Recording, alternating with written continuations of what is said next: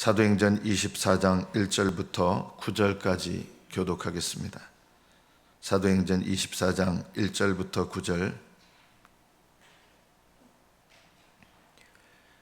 1절부터 교독합니다.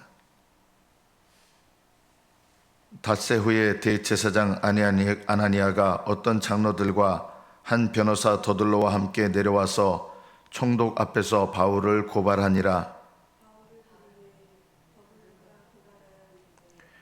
벨릭스 각하여, 우리가 당신을 힘입어 태평을 누리고 또 이 민족이 당신의 선견으로 말미암아 여러 가지로 개선된 것을 우리가 어느 모양으로나 어느 곳에서나 크게 감사하나이다.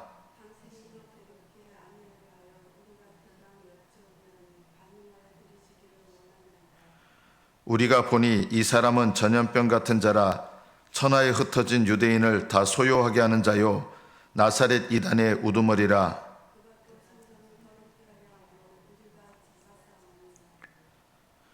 당신이 친히 그를 신문하시면 우리가 고발하는 이 모든 일을 아실 수 있나이다 하니,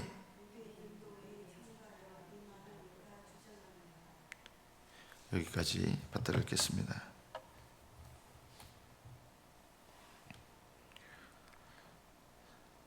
사도 바울이 하나님 앞에서 행한 것은 복음을 증거한 일, 그리고 복음을 위해서 살고 복음을 위해서 목숨을 걸고 하나님을 섬긴 것밖에 없었습니다. 그런데 예루살렘에서 사도 바울의 이 사역과 사명에 대해서 누가 제일 반대를 하느냐? 대제사장 아나니아가 가장 반대를 합니다. 대제사장입니다. 대제사장들 중에서도 가장 영향력 있는 사람이 바울을 대적합니다.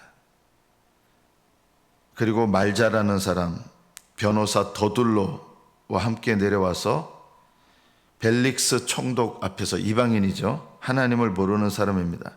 벨릭스 총독 앞에서 바울을 고발하게 됩니다. 그리고 이 대제사장 아나니아를 따라서 왔던 많은 유대인들이 있습니다. 유대인들이 열심히 있으니까 이 재판하고 고소하는 이 자리에 왔을 거 아닙니까? 이 유대인들이 대제사장 편에 붙어서 바울을 대적하고 대제사장 아나니아의 말이 옳다, 더둘로의 말이 옳다면서 이 대제사장과 더둘로의 이 고소에 대해서 함께 참여하면서 이들이 증인이 됩니다. 여러분, 이 장면을 보면서 우리가 우리 자신의 모습을 돌아볼 필요가 있습니다. 제가 이제 어느 목사님이 얘기하는 걸 들었습니다. 자기가 교육 전도사 때 한 장로님이 목사님이 설교가 은혜 안 된다고 목사님을 내보냈답니다. 그래서 새로운 목사님이 오셨습니다. 얼마나 이 새로운 목사님을 이제 괴롭히는지, 이 새로운 목사님이 국가에 공인된 회계사를 교회에다 불러다가 교회 재정, 몇 년 동안의 교회 재정을 회계사가 직접 다 보게 했습니다. 그 결과 이제 놀라운 일이 하나 밝혀졌는데, 이 장로님이 늘 하던 말이 뭐냐면 목사님의 불의에 대해서, 교회 불의에 대해서 불의하다 그렇게 얘기를 했다는 거예요. 그런데 어떤 일이 일어나냐? 이 장로님이 교회 돈 5천만 원을 빼돌린 것이 드러난 거예요. 그래서 그 곧바로 교회를 나가게 됩니다. 부끄러워서 못 다니겠죠. 교회를 나가고 그 다음 어떻게 되냐? 회개를 했어야 되는데 다른 교회 가가지고 장로의 일을 계속하는 거예요. 작은 교회 가가지고. 저는 지금까지 저에게 신학교를 가겠다고 한 사람 중에 단 한 명도 보낸 적이 없습니다. 어떤 때는 어머니가 와서 아들이 이제 신학을 하려고 그러는데, 목사님 어떻게 생각해요? 보내지 말라고. 제가 직접 신학교 가라고 한 사람은 한 명도 없습니다. 그게 왜 그러느냐? 목사가 되는 게 복된 게 아니거든요. 목사가 되면 하나님 앞에 심판받을 것만 커집니다. 왜냐하면 하나님 말씀을 전하잖아요. 전한 말씀을 가지고 심판을 받게 되거든요. 마태복음 12장 37절에 보면 너의 말로 의롭담을 받고 너의 말로 정죄함을 받으리라. 너의 말. 여러분이 다른 사람한테 한 말 가지고 저 사람 잘못됐어 이렇게 할 수 있잖아요. 저 사람 잘못됐어. 어떤 사람에 대해서 내가 잘못했다고 말하는 그 기준을 가지고 하나님께서 심판 때서 네가 한 말을 가지고 너를 심판하는 기준을 삼으시겠다는 거예요. 무서운 말이죠. 너의 말로 의롭담을 받고 너의 말로 정죄함을 받으리라. 그래서 마지막 때에 제일 심판을 크게 받을 분들이 누구냐면 목사님들입니다. 저와 같은 목사입니다. 목사가 되는 것은 그렇게까지 복된 일은 아닙니다. 자칫하면요. 대부분 복된 일이 아닙니다. 왜냐하면 말씀을 전한 것이 나를 심판하는 기준이 되기 때문입니다. 다른 사람의 잘못에 대해서 너무 의롭지 마십시오. 성경 말씀에 이런 말씀이 있습니다. 너무 거룩하지도 말고 너무 의롭지도 말아라. 그건 최선을 다해서 의롭지 말아라, 거룩하지 말아라, 그럴 필요 없다 이런 뜻이 아니라 지나치게 의인이 되지 말고 지나치게 거룩한 자가 되지 말라 그런 거예요. 이게 무슨 말씀이냐면 지나치다는 말은 내가 나를 돌아보고 내가 의롭고 내가 거룩해야지 다른 사람의 죄에 대해서 말하고 다른 사람의 죄에 대해서 의롭고 다른 사람에 대해서 올바르게 말해주고 여러분 그게 나를 심판하는 기준이 되는 거예요.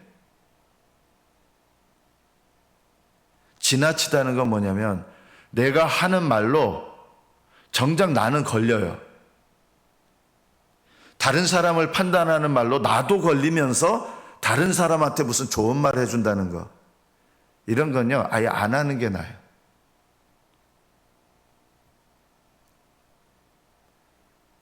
나도 부족하지만 이 말을 해줘야 될 것 같아요. 그거 안 해도 돼요. 하나님께서 하라고 말씀하실 때를 제외하고는요 옳은 말도 하지 마세요.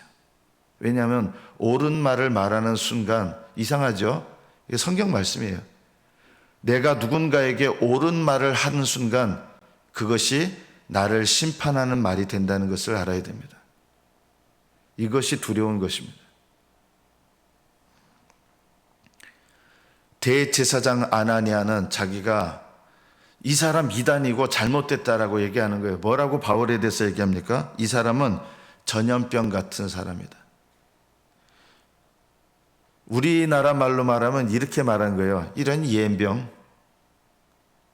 이거예요. 옌병이 연병, 전염병이란 뜻이잖아요. 이 사람은 전염병 같은 자라. 이게 이 말이에요. 이 사람 이런 옌병 이렇게 하는 거예요. 연병, 전염병이라는 거예요. 왜 전염병이라고 합니까? 잘못됐는데 이 잘못된 것을 계속 모든 사람한테 퍼뜨리는 사람이라는 거예요. 어떻게 보면 이게 영광스러운 말이죠. 진짜 전염병은 누구였습니까? 사도 바울이 전염병이었습니까? 사도 바울은 복음의 말씀으로 잃어버린 영혼들을 고치는 약이었습니다. 연병이 아니라 약이었습니다. 모든 사람을 하나님의 말씀의 진리로 바로 세우고 고치는 약이었습니다. 그런데 누가 전염병이었을까요? 이 말을 하는 대제사장 아나니아가 전염병이었습니다.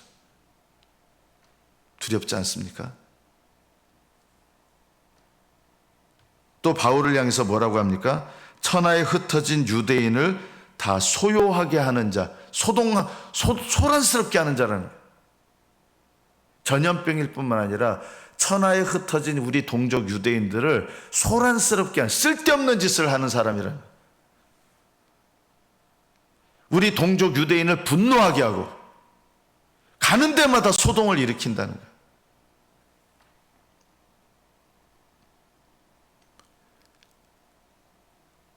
이것이 이 사람의 기준이 되는 거예요.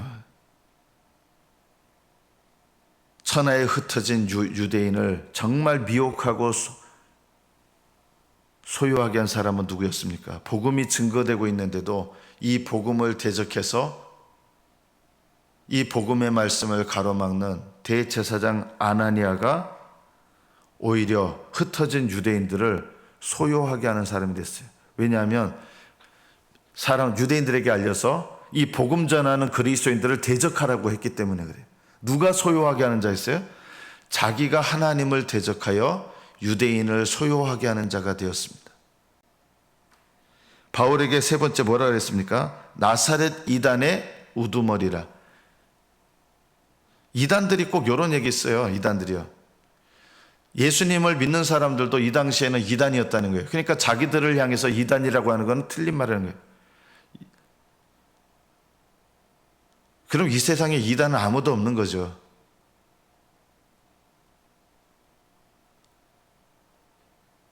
사도들이 전한 말씀과 다른 것을 말하는 사람들은 다 이단입니다.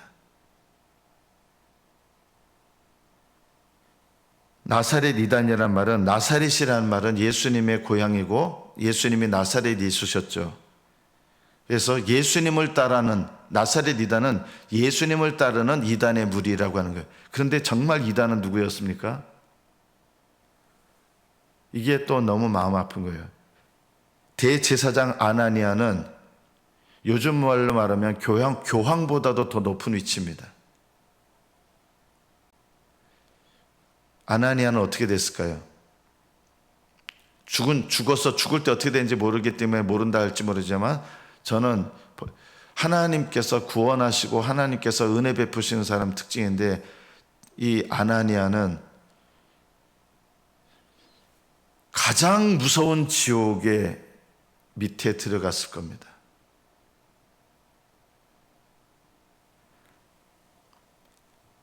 대제사장이었기 때문에 더 큰 심판을 받는 겁니다. 이스라엘 백성들도 똑같이 복음을 대적하지만 더 큰 직분을 가졌기 때문에 더 큰 심판을 받습니다. 바울이 성전을 더럽게 했다라고 합니다. 바울은 성전을 더럽힌 것이 아니라 예수 그리스도의 복음으로 성전을 깨끗하게 하는 사람입니다. 그런데 성전을 정말 더럽힌 사람은 누구였습니까?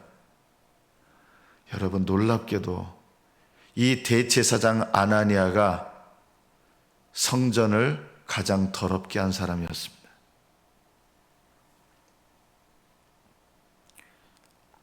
여러분 입으로 한 말들을 생각해 보십시오. 내가 나라를 사랑합니다. 이런 분들 중에 나라를 진짜 사랑하시는 분들 별로 없어요. 교회를 별로 사랑하지 않는 분들이 내가 교회를 사랑합니다는 말을 자주 합니다. 정말 나라를 사랑하는 사람은요, 내가 나라를 사랑합니다 뭐 이런 얘기 별로 안 해요. 그냥 잠잠히 뭐예요? 자기 목숨을 바쳐요. 잠잠히.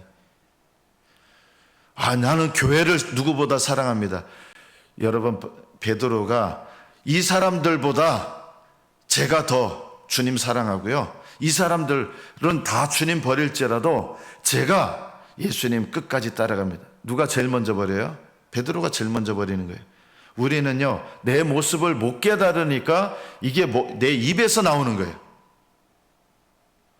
하나님 앞에 나의 부족함과 나의 연약함을 아는 사람들은 내가 쉽게 말을 하지 않아요.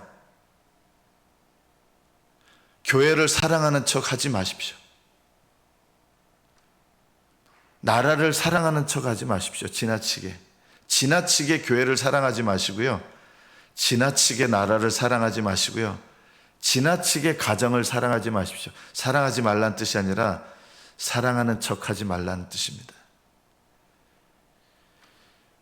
정말 마음을 들여서 사랑하는 사람은 말을 많이 하지 않습니다.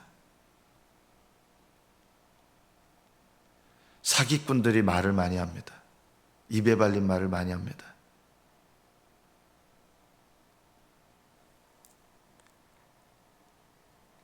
유대인들이 이 대제사장 아나니아의 말에 합류를 해서 이에 참가하여 이 말이 옳다 한 거예요. 그래서 이들은요, 어떻게 됐을까요? 이 말이 옳다. 예루살렘에서 90km나 떨어진 곳까지 가가지고 이 말이 옳다. 얼마나 열심을 냈어요. 열심을 낸 만큼 부끄러운 사람들이 되는 거예요.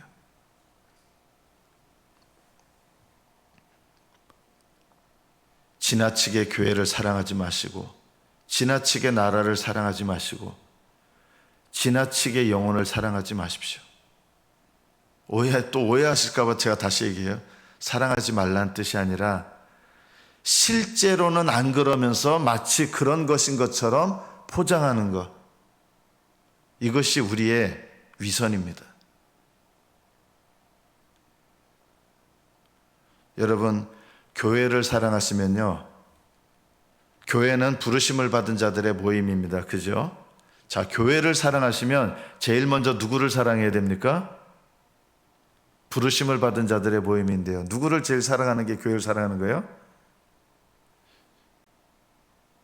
담임 목사를 제일 먼저 사랑해야죠. 담임 목사를 사랑할 줄 알아야 교회를 사랑할 수 있습니다. 그런데 담임 목사를, 이 바울을 별로 안 좋아하면서 옌병이다 그러잖아요. 하나님 나라의 복음을 증거하는 바울을 싫어하면서 나는 하나님 나라를 위한다. 이게 거짓말인 거예요. 하나님 나라를 사랑하는 척하면 안 돼요. 여러분이 정말 교회를 사랑하신다 그러면 제일 먼저 돌아보는 바로미터가 이거예요. 여러분의 담임 목사를 사랑하십니까? 여기에 대해서 예라고 대답할 수 없다 그러면요, 교회를 사랑하는 게 아니라 이거예요. 담임 목사를 대항해서 교회를 사랑하는 것처럼 꾸미는 거예요. 교회를 사랑한다고 말하지 마세요. 교회를 사랑하면 담임 목사를 사랑해요. 그래서 어떻게 기도하는지 아세요? 담임 목사님이 항상 다 옳지는 않잖아요. 어떻게 기도하는지 아세요? 담임 목사님이 예를 들어서 성령 충만하지 못해요. 그럼 교회를 사랑하는 사람은 어떻게 하는지 아세요? 담임 목사님을 위해서 정말 눈물 뿌려 기도하게 돼 있어요. 사랑하는 마음으로. 이게 교회를 사랑하는 거예요.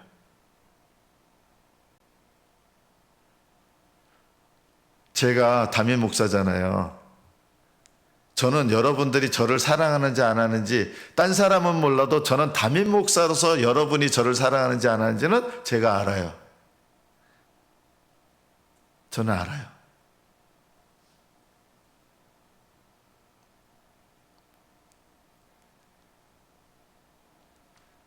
담임 목사도 교회를 사랑해야 되고, 교회도, 성도들도 담임 목사를 사랑해야 됩니다. 이것이 하나님께서 기뻐하시는 일입니다. 대제사장 아나니아는 하나님을 사랑하는 척했습니다. 유대인들도 하나님을 사랑하는 척했습니다. 말 잘하는 변호사 더둘로도 옳은 것을 말하는 척했습니다.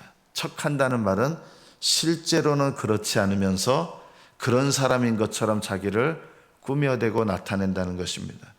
하나님 앞에 서게 되면 우리의 진실이 다 드러나게 돼 있습니다. 저는 이것이 제일 두렵습니다. 하나님의 심판대 앞에 서게 되면 가장 옳은 말을 했던 사람들이 가장 심판을 받는 사람이 될 가능성들이 높습니다. 왜냐하면 옳은 척 했기 때문입니다. 예수님을 믿는 사람들은 특히 조심해야 될 게 이겁니다. 신령한 척 하지 마십시오. 신령하지 않은데 신령한 것처럼 나타내려고 하는 것, 이게 신령한 척 하는 겁니다. 이런 것들을 우리가 하나님 앞에 깨닫고 회개해야 됩니다. 다른 사람의 위선을 보는 게 아니라 나의 위선을 봐야 됩니다. 하나님 앞에 내가 얼마나 의로운 척하는지, 얼마나 영적인 척하는지, 얼마나 기도 열심히 하는 척하는지, 얼마나 교회를 사랑하는 척하는지, 얼마나 영혼들을 사랑하는 척하는지, 얼마나 이웃들을 사랑하는 척하는지, 얼마나 하나님 나라를 위하여 사랑하는 척하는지, 얼마나 하나님의 영광이 나타나기를 바라는 척하는지, 얼마나 하나님의 뜻이 이루어지기를 사모하는 척하는지, 이 척하는 것, 이것이 우리가 하나님 앞에 오늘 말씀을 돌아보며 회개해야 될 일입니다. 대제사장 아나니아, 그리고 유대인들 더둘로 이들은 하나님을 사랑하는 척했지만 하나님을 사랑하는 마음이 전혀 없었습니다. 전혀 없었습니다. 하나님을 위하여 열심 있는 척했지만 올바른 열심은 전혀 없었습니다. 예수님께서 나를 따라오려거든 날마다 네 자신이에요. 자신을 부인해라. 네 자신을 부인하는 것서부터 참된 신앙이 시작되는 것입니다. 저는 여러분에게 말씀을 전하는 것은 하나님 말씀이고 제 개인적으로는 제가 전한 말씀이 저에게 적용해야 될 첫 번째가 되어야 될 사람입니다. 여러분은 여러분의 담임 목사를 통해서 하나님의 말씀을 받고 이거 누가 들었어야 되는데, 여러분 이런 것도 말씀을 듣는 척하는 거예요. 이 말씀은 누가 들었어야 되는데 그렇게 하시면 안 돼요. 이게 듣는 척하는 거예요. 하나님 말씀은요 항상 내가 들었기 때문에 내가 듣는 것에서부터 시작해야 되는 것입니다.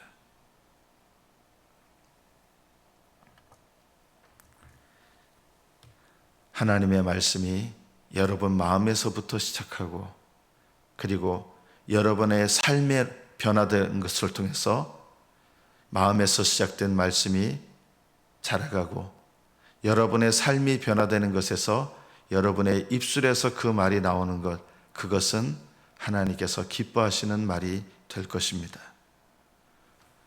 바울을 고발하고 하나님을 대적하는 것에 대해서 분노하고 치를 떨던 사람들이 정작 하나님 보시기에는 전혀 하나님과 상관없는 사람들이었습니다.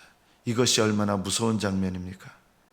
하나님 앞에 내가 그런 영혼이 되지 않도록 하나님 나를 불쌍히 여겨주십시오. 나의 어떠함을 깨닫는 것부터 시작하게 하시고 내 자신을 부인하는 것에서부터 항상 시작하는 믿음이 되게 하옵소서. 늘 하나님께 기도하시고 다른 사람이 죄를 범하고 다른 사람이 위선을 부리고 다른 사람이 척하고 그런 것에 대해서 분노할 일도 없습니다. 그것은 다른 사람의 죄에 대해서 분노하는 척하는 거지 내 죄를 깨닫지 못한다고 하는 반증입니다. 하나님 나로부터 시작하게 하시고 내 죄를 깨닫게 하시고 내 자신을 부인하는 것에서부터 신앙생활을 날마다 시작하게 하옵소서. 하나님께 기도하시며 응답받으시는 저와 여러분 되시기를 축복합니다. 기도하겠습니다.